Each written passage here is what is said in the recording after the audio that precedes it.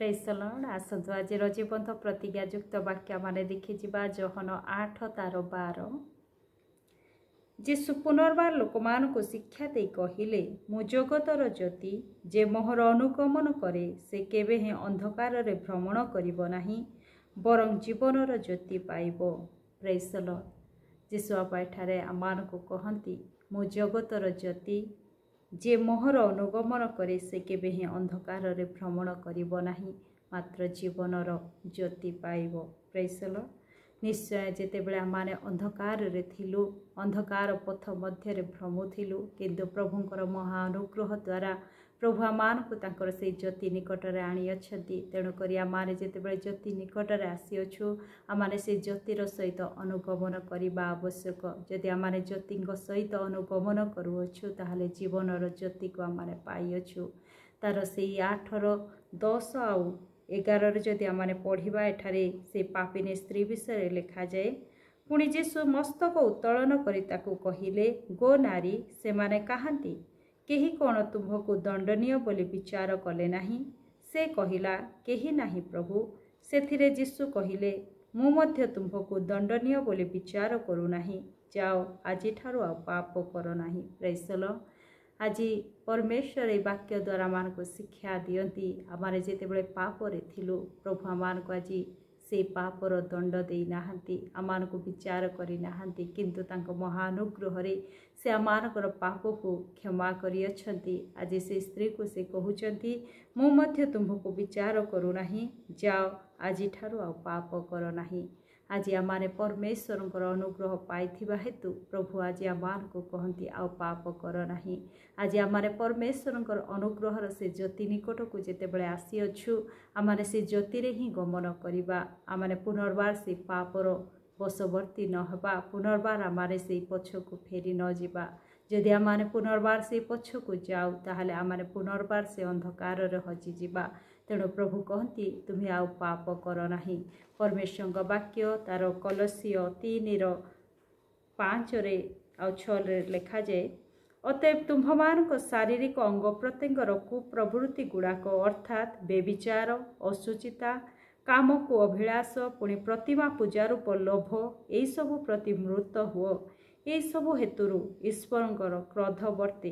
पूर्वे तुम्भे माने मध्य यही सबु विषय आसक्त थाई से प्रकार आचरण करुथिल। Praise the Lord.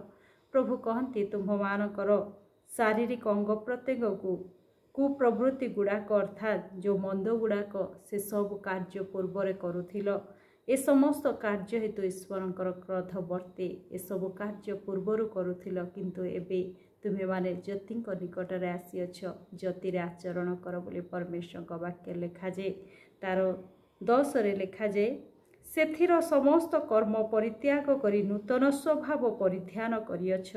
से नूतन स्वभाव आपणा सृष्टिकर्ता प्रतिमूर्ति अनुसार संपूर्ण ज्ञान प्राप्ति निमंते नूतनीकृत हेउछि। Praise the lord.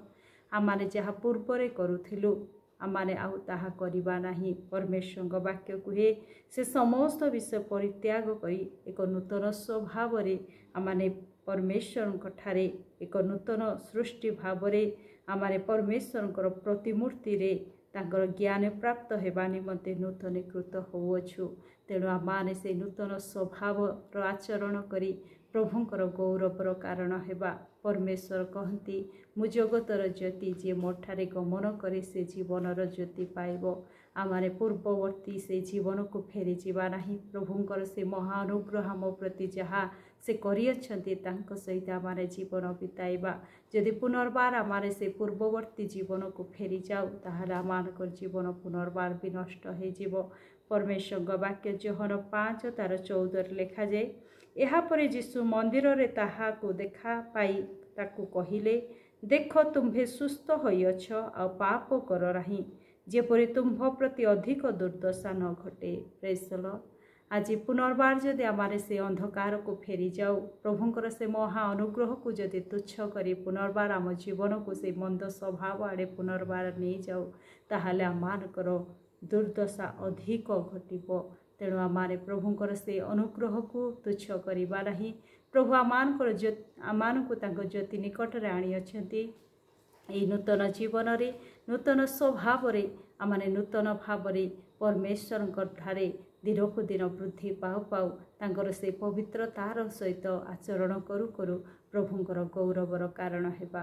प्रभु दया करिसेंती आमानकु कृपा करिसेंती से अंधकार राज्य आमानकु फेराय आनी तांकर से अनंत ज्योतिर राज्य मध्य अंशी करिसेंती। तेणु एई नूतन जीवन को नूतन स्वभाव आचरण करू करू प्रभुंकर कृपा प्राप्त हो हो आहुरी आमारे ज्योति आमारे प्रकाशित हेबा। प्रभु ए वाक्य दे मते आपण को आशीर्वाद करंतु। आमेन।